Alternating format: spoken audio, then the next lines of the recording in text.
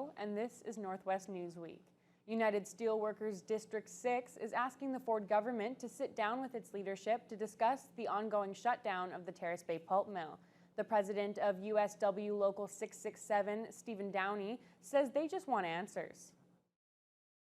Any information. We have none. Since we've been closed, there has been nothing said. No date for reopen, who is reopening, what they're doing with the business. It's just basically sitting there and they're saying economic times. The mill in Terrace Bay has been closed for roughly 6 months, leaving around 400 workers out of a job. The letter was addressed directly to Premier Doug Ford and calls on him to work with the USW to come up with a way to reopen the mill. Downey says the closure created a ripple effect in the forest industry for the entire area. They all chain link together and they work together. Byproducts from one go to another. So we're shut down right now. Now that means that White River, possibly, they're curtailing their production because the chips can't come. They have nowhere for them to go. Hearst, Hornpain, Nakina, they're all part of a system. And when we shut down and Espanola shuts down, it shuts down forestry in the north. A public safety alert issued on Thursday morning by Lac-Seul Police and OPP has been lifted. Residents around Terrace Bay had been required to shelter in place due to reports about an individual with a possible firearm who was at large in the community. An extensive search was carried out involving Lac-Seul Police and the OPP emergency response and canine units. Police apprehended the individual without any harm to the public or law enforcement. After Ignace officially declared itself a willing host for a nuclear waste repository last week, a landowner near the potential site has some concerns about how it'll affect the use of his property. An overwhelming majority of Ignace residents who took part in the willingness study voted to continue on with the site selection process. But some people are now wondering what the project is going to mean for their properties near the site. John Saunders owns 160 acres of land near Revel Lake, likely making him the closest neighbor to the potential facility. He and his young daughters use the land as a home base every summer. He says he supports the project after hearing the NWMO explain the science behind it, but he just wants to know how construction of the underground repository will affect the use and enjoyment of his land. The enjoyment has actually already been impacted. There's been a change of people coming to the area. When we first bought it, the area was secluded, really no movement, much more enjoyable. But yeah, we're enduring change and we expect to in the future. Saunders says he met with NWMO officials during a special meeting of Ignace Council. They told him they are willing to look at how to address some of the concerns he expressed to them. He adds he would like to see the NWMO choose the Northwestern Ontario site. Scriber OPP are reporting a scary collision last Friday between a motorcycle and a moose. It happened near Blackbird Creek on Highway 17 at around 2:30 in the afternoon. Along with police, Terrace Bay fire crews and Superior North EMS responded to the crash. The motorcyclist, a 74-year-old man from Kaministiquia, was transported to hospital with non-life-threatening injuries. OPP are encouraging motorists to be mindful of wildlife along roads and highways. Ontario's newly appointed Lieutenant Governor made her first official visit to Northwestern Ontario this week. There's a little piece of paradise that you have here, and Lac Supérieur is such a beautiful lake. Idette Dumont's first stop was at the Thunder Bay City Hall for a quick photo op before a private meeting with Mayor Ken Boshkoff. From there, they headed to the 55 Plus Centre, where the King's representative in Ontario met with local citizens and dignitaries, took a tour of the facilities, and got a quick snooker lesson.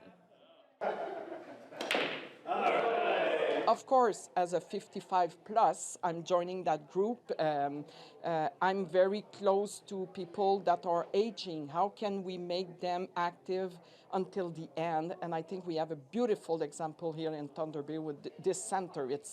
I think it's the most amazing one I visited so far.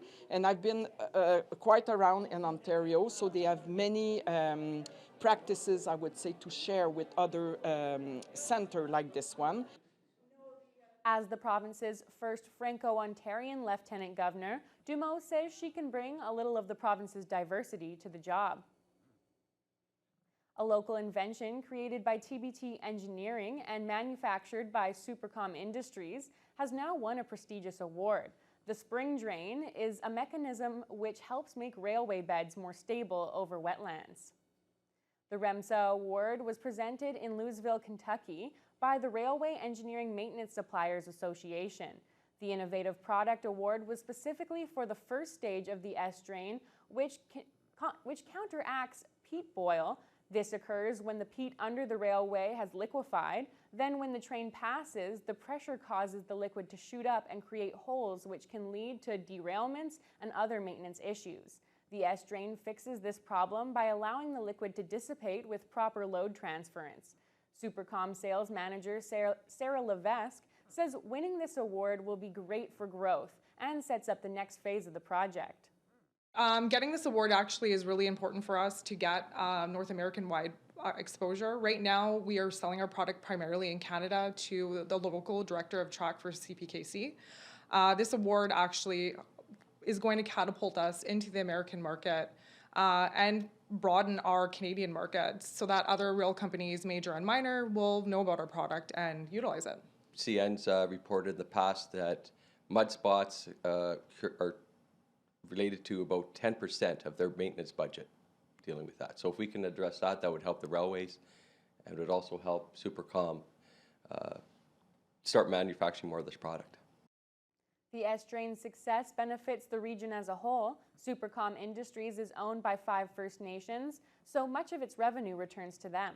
The two companies are now looking to work with Lakehead University to further develop the product. 3 years' worth of First Nations language students walked across the stage in Thunder Bay this week. Matawa held the first graduation ceremony for the Wakateri program. Justin Hardy has the story. The Matawa Wakateri Indigenous Language Revitalization Program held its first graduation ceremony Thursday. Matawa Wakateri is based on a project of the same type in New Zealand. The highly successful program helped to bring about legislation that recognizes the Maori language as the second official language in Aotearoa. Matawa's program has been running since 2019, but the ceremony this week was the first time everyone was able to be brought together to celebrate each other's achievements. Stephanie Hogan, education coordinator for Matawa, says it's a great feeling to see all that hard work pay off. Yeah, so we've been working with our partners from New Zealand, from the Maori communities there, and they helped to develop this Matawa Wakateri program. So seeing all of the work put in and seeing these graduates for this first year program has been really inspiring, and so much work is put in behind the scenes that people don't see. From the whole team, from the tutors and the assistants and the administrators and language specialists. So it's been really inspiring to see this come to fruition. A total of 90 students graduated the program so far, and Hogan is sure that Matawa will continue to see strong participation. Brittany Mendoigan of Ganugaming First Nation finished the program in 2023 and came back to tutor for the 2023-2024 school year and celebrated her graduation alongside her students. She encourages anyone considering learning Ojibwe Cree or Oji Cree to take the time to consider if they're ready. For me, it was, I had to be ready.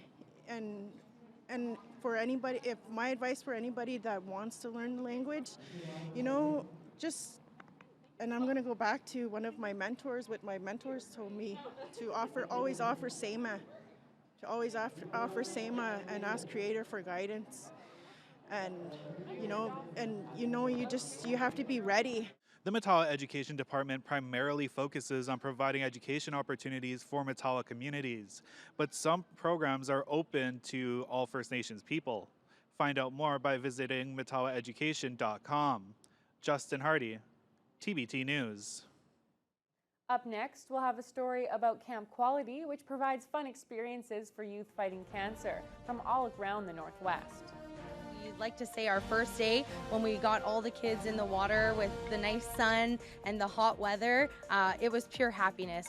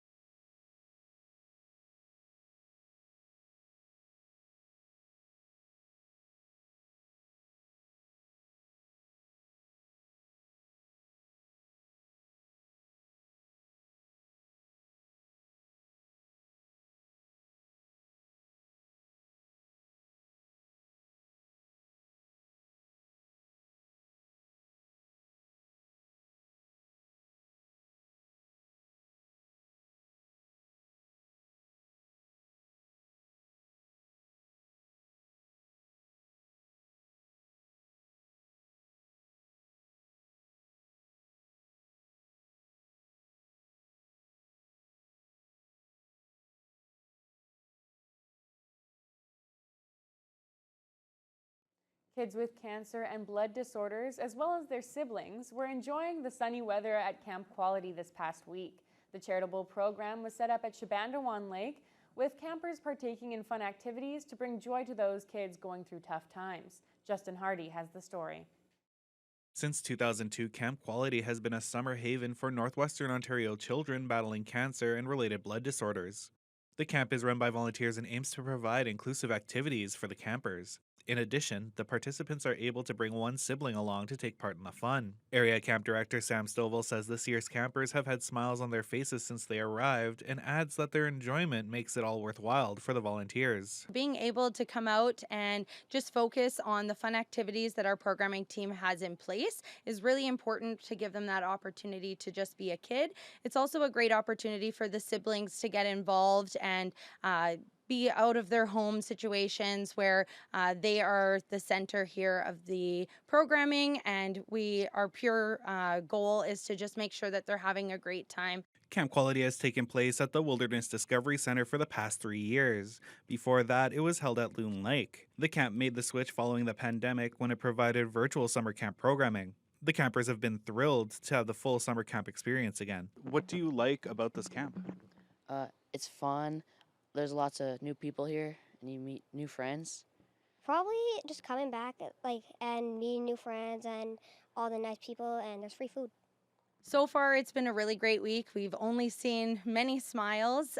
We like to say our first day when we got all the kids in the water with the nice sun and the hot weather, it was pure happiness. All it was smiles, joy, and just being able to see kids being kids. In addition to the yearly summer camp, Camp Quality runs inclusive year-round programming for children with cancer and blood disorders. More information can be found online by visiting campquality.org. Justin Hardy, TBT News. Project Hope recently spoke before Dryden City Council as the group works towards a new food bank location in that community. The food bank is looking for council's support to help receive funding from all levels of government. They asked for a resolution to aid in the application for federal and provincial grants. Council made no decision at the meeting, but could discuss it at a later date. Project Hope has entered phase 2 of its capital campaign. To date, it has raised nearly $32,000 of the estimated $3.1 million needed to complete the project. Food bank manager Al Huckabee says they're also seeking possible funding from the municipality. We're also asking for some capital, perhaps ongoing support of the operation of grants for Project Hope. We're going to be applying through the CHIP program that the city offers in applying for some of those grants that the city has in front of them. Huckabee says that as long as things move as planned, the project should be completed by spring of 2025. Most small towns like Atikokan can't rely on big-name box stores to set up shop. Instead, they need small locally owned businesses to keep their economies afloat.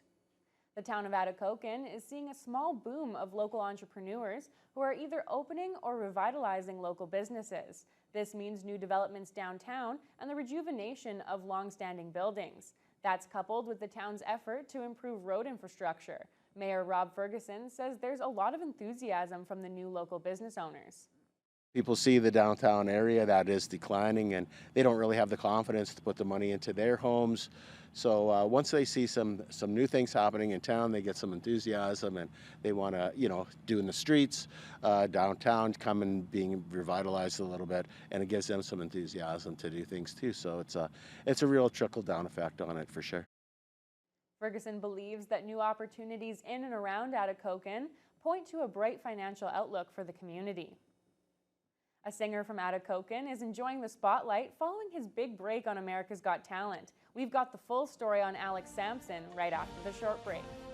There's probably more people in there than my hometown, which is wild. But no, it was so crazy.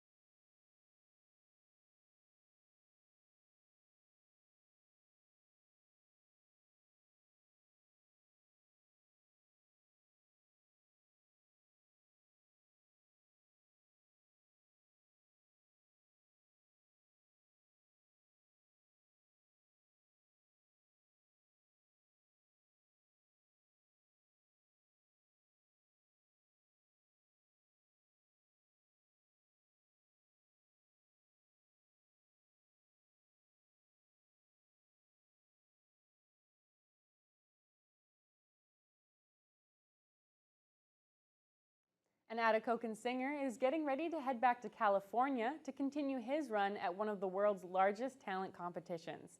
20-year-old Alex Samson wowed the judges on the July 9th episode of America's Got Talent.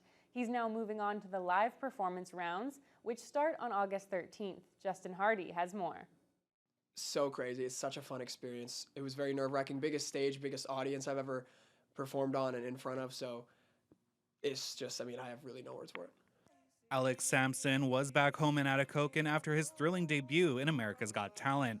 Kiss me now, drive me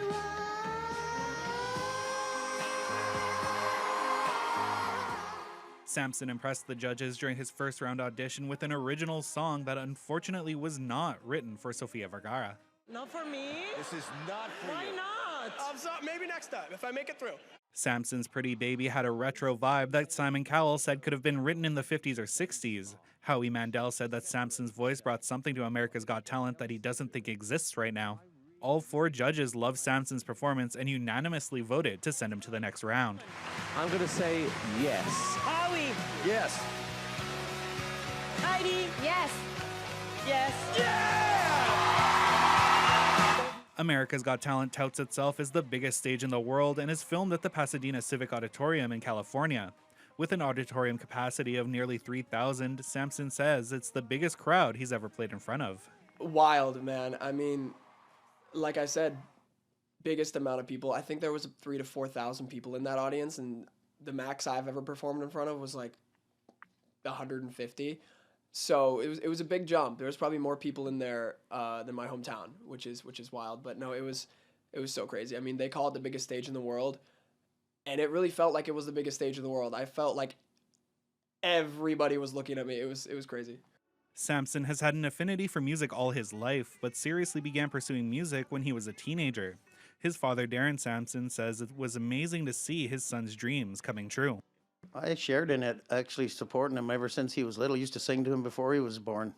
So in the shower growing up, we'd be singing. In the car, we'd be singing, listening to music, on the computer all the time. So it's just always been a part of us. Like music is, this town too, there's so many people in this town that love music. And so it's people jamming and singing. It's always been a part of who Alex is. Alex will be going back to California to compete in the live shows, which start on August 13th. He might not have a song done in time for Sofia Vergara, but his fans can keep an eye on his social media for other upcoming projects.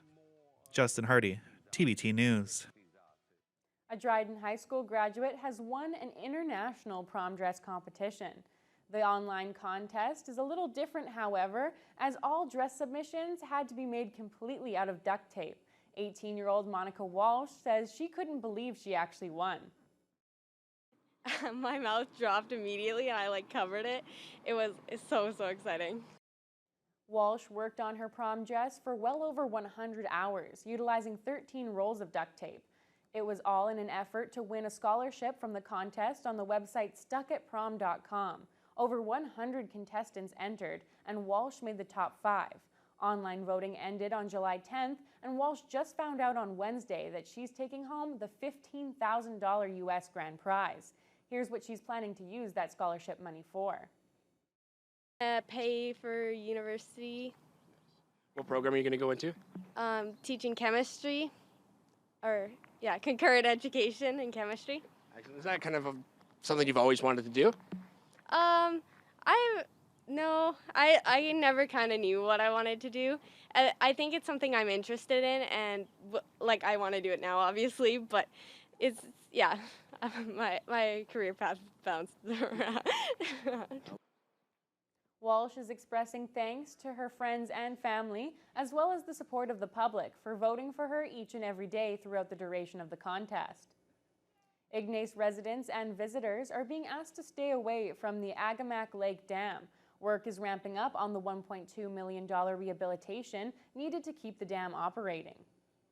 Work commenced in early July and is planned to last until late August. The project includes replacing loose and deteriorated concrete, 2 aging retaining walls, and a new automated water gauge. Work is also being done to secure handrails, modify security fencing, and add closure plates to keep in the fill.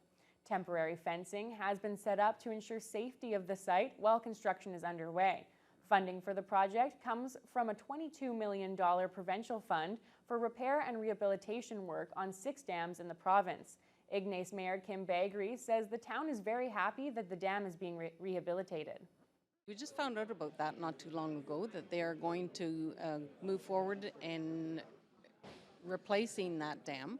I can't tell you how many years it's been there, but it's well due, because to control the water in and out of that lake, people will be able to use their lakefront, and there won't be any flooding.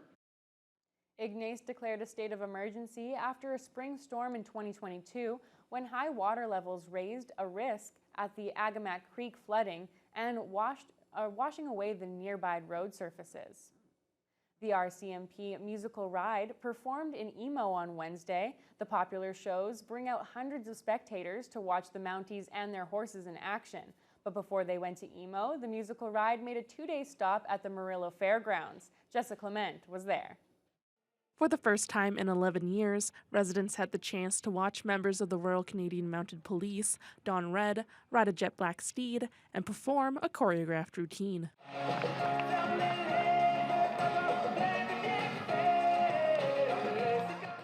The equestrian performance, which has been a tradition since the 1800s, is meant to showcase control, timing, and precision. This year is the 151st anniversary of the RCMP and the 50th anniversary of Women in the Force.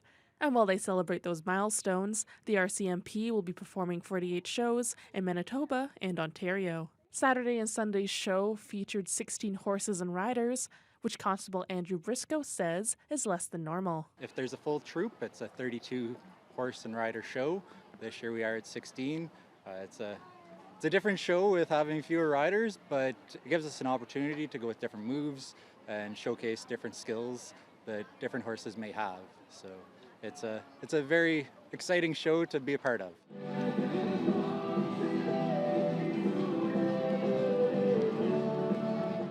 After the performance, visitors had the chance to meet with RCMP officers and their horses.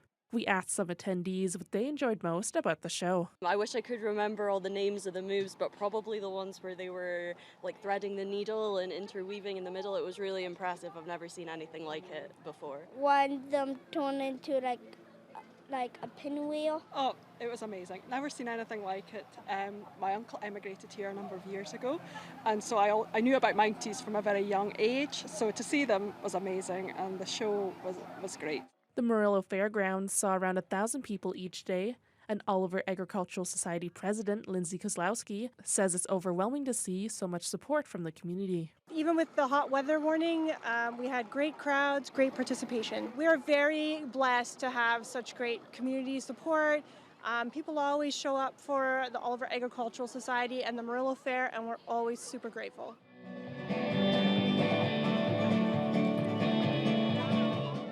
Jessica Clement, TBT News.